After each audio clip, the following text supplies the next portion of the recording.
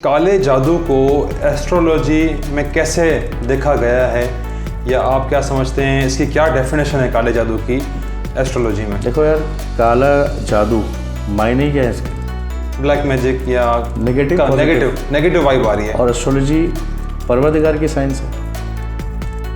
तो कौन सी साइंस, कौन सा इल्म मजबूत होगा? एस्ट्रोलॉजी। तो काला इल्म कुछ भी नहीं है, उसका वजूद ही नहीं है।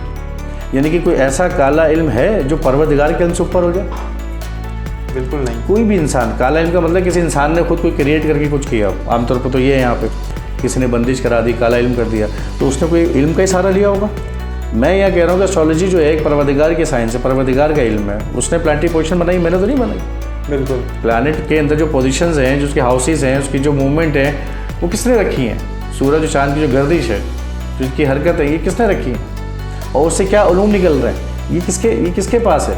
किसने क्रिएट किए हैं? खुदा ने क्रिएट किए। खुदा ने, अल्लाह ने की है। नहीं है तो अल्लाह का इल्म बड़ा हुआ है, काला इल्म वाले का बड़ा हुआ? डेफिनेटली अल्लाह का इल्म। तो उसके बाद काला इल्म सिर्फ आपने सुन के सब कुछ मन में ऐसे बैठ गया कि आपको खौफ आ गया। काला इल्म क्या चीज़ है?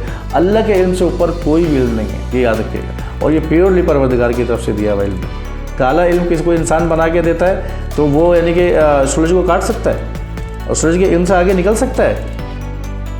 पहले आप ये समझ लें। जब इस बात को समझ जाएंगे यार परवरदिगार के इल्म से ऊपर कोई इल्म है ही नहीं, चाहे वो काला हो या गोरा, तो यार इसकी कोई एग्जिस्टेंस ही नहीं है। अच्छा सर, जो मैं आपकी बात समझ पाया हूँ उससे ये है कि इसका मतलब अगर कोई शख्स आके कहता है आपको कि मेरे ऊपर काला जादू हुआ है और उसको काले जादू के असरात मिल भी रहे हैं, उसके हिसाब से इसका मतलब है काले जादू का इलाज एस्ट्रोलॉजी में मौजूद है। कोई भी काला जादू जी हमें ये बताती है कि इसको काला, वो तो अपने अल्फाज में कह रहे हैं ना।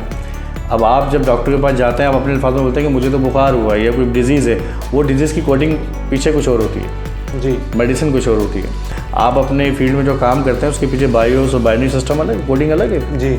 कोई एक लैपटॉप में, कंप्यूटर में कोई अगर फ्लावर बना हुआ आता है तो फ्लावर के पीछे कुछ कीड़े मकोड़े जैसे कोडिंग अल्फाज होते हैं बने, वो अगर 1-2 माइनस हो जाए तो एक लीफ पत्ती उसकी अड़ी आएगी जी। पिक्चर कुछ और होती है वो इसी तरीके से एस्ट्रोलॉजी काले इल्म के बारे में, या अगर कोई आता है कहता है कि मेरे पास काला, या मुझे काला इल्म हो गया मेरे पे, उसको समाज माशरे से मिला ही यही है, वो काला इल्म ही कहेगा।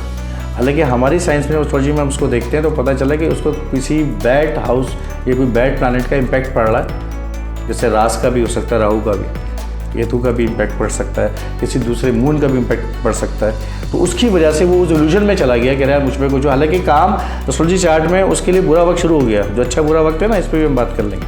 अच्छा और बुरा वक्त, तो वो बुरा वक्त को काले इल्म की तरफ ले जाता है, अच्छे इल्म को भी गोरे इल्म की तरफ क्यों लेके जाता?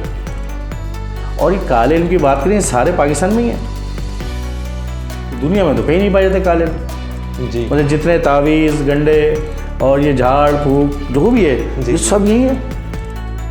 पूरा यूरोप, यानी कि जितने भी तरक्की याफ्ता ममालिक हैं, अब देख लें उनको, कहीं कोई किसी की भी नहीं चलती, कोई काला इल्म ही नहीं है, तो वहाँ करने वाले नहीं है, या हो नहीं सकता। थोड़ा सा समझेंगे ना, प्रोडक्ट बताकर बनाई गई है यहाँ, इसको लॉन्च किया गया बना के। आपकी कोई प्रॉब्लम होती है, आप फ़ौरन वहाँ चले जाते हैं, यार किसी ने जादू करा दिया। ओ भाई, कितना वक्त है किसी के पास जादू कराने के लिए? और जादू आता कहाँ है? और अल्लाह पाक कुरान में कह रहे हैं जादू है, शहर है, इसकी कोई हकीकत नहीं।